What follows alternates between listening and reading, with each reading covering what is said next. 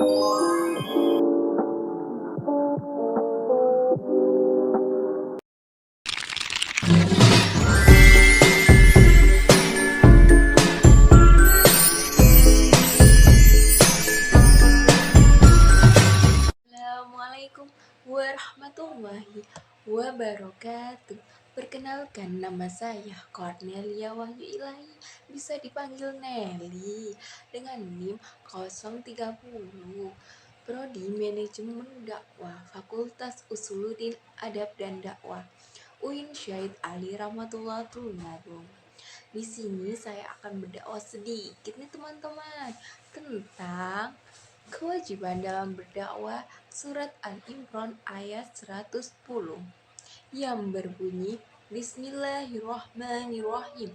Kuntum khaira ummatin ukhrijat linnasi ta'muruna bil ma'rufi wa tanhauna 'anil munkar wa tu'minuna billah walau amanna ahlul kitabi lakana khairan lahum minhumul mu'minuna wa aksaruhumul fasiqun, yang artinya kamu itu umat Islam adalah umat yang terbaik yang dilahirkan manusia selama kamu menyuruh kebaikan dan menghindari dari yang mungkar. Contohnya seperti apa sih teman-teman?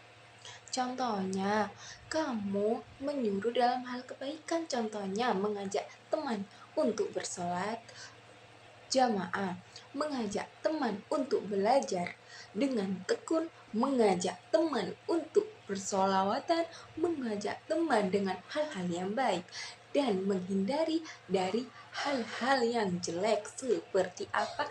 Seperti keburukan, contohnya dalam membawa teman kepada hal buruk itu, contohnya seperti mengajak teman bolos kuliah, mengajak teman mencuri, mengajak teman mengambil hak milik orang lain, itu tidak boleh ya teman-teman. Ayat ini itu menjelaskan, mengandung bahwa dorongan kaum muslimin kepada mukmin agar tetap memelihara sifat-sifat utama, yakni mengajak kebaikan serta menjaga kemungkaran. Ya, seperti itu contohnya yang saya berikan nih teman-teman. Senantiasa beriman kepada Allah. Jadi semua sifat-sifat yang dimiliki oleh kaum muslimin pada masa Nabi dan sudah menjadi darah daging dalam diri mereka. Karena apa sih? Ya karena menjadi kuat dan jaya dalam waktu singkat dapat menjadikan seluruh tanah Arab tunduk patuh bahwa naungan Islam hidup dan tentram, padahal mereka sebelumnya adalah umat yang terpecah-pecah. Jadi selalu berada dalam suasana kacau dan saling berperang antara sesama mereka. Ada sedikit cerita nih teman-teman. Saya akan sedikit cerita tentang Nabi, tentang kisah Korun dalam peringatan bagi koruptor. Jadi gini ceritanya teman-teman. Salah satu kisah yang terkait dengan amar ma'ruf nahi munkar dalam kehidupan Nabi Muhammad SAW adalah kisah tentang Aisyah si pengasut.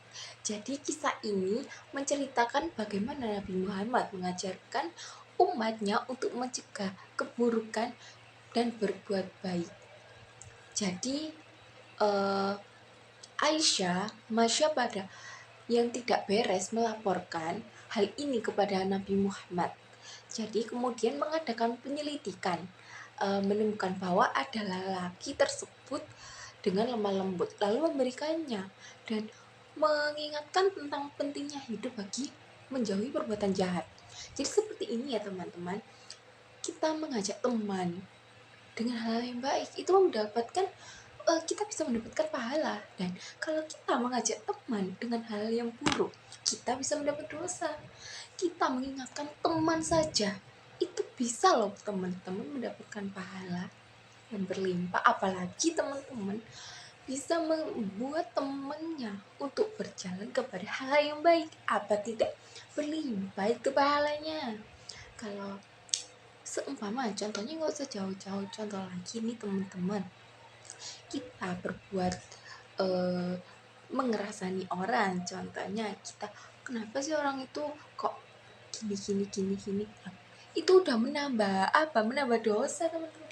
Lebih baik kita mengaji, sholat, doa, dan kita memikirkan diri kita itu belum baik, kenapa kita kok berbuat buruk kepada orang gitu ya teman-teman. Sedikit dari saya, Cornelia Wahyu Ilahi undur pamit. Wassalamualaikum warahmatullahi wabarakatuh. See you.